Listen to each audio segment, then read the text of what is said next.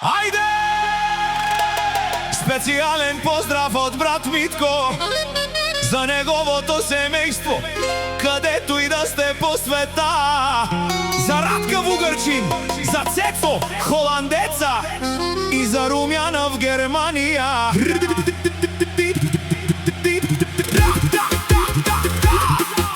Лей, лей, лей, лей, лей, лей, лей.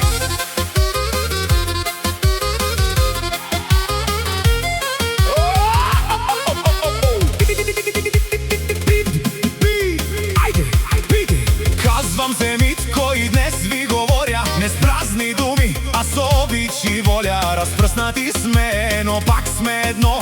Семейна любов, това ни е златно. Радка Вугърчин, сестра ми мила, в детството нашето ти беше сила. Цецо в Холандия, брат далечен, но в сърцето ми оставаш вечен. Румяна в Германия, пътят я носи, но българският дух никой не гаси. Семейство сме ние, една кръв, една съдба.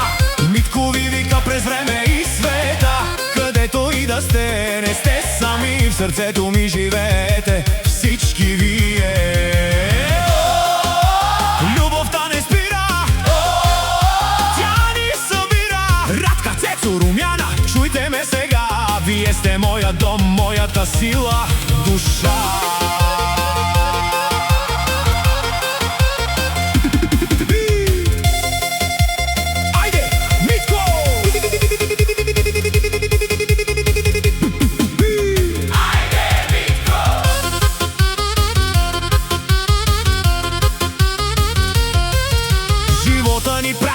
В различни страни, но кръвта не се къса, тя пак ни държи. Понякога тихо си казвам на ум, дали са добре там, дали са у дома. Но знам, че сме силни, така сме родени, с обич голяма и спомени стари. Няма разстояние, няма граници, когато сме свързани със сърца и лица.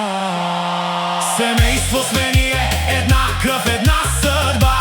Митко ви вика през време и света. И ако падне светът, пак ще стоя заради вас, моята сила една. Вдигнете ръце, чуйте сърце. Радка, Цецо, Румяна, това е любовта. Митко ви обича завинаги.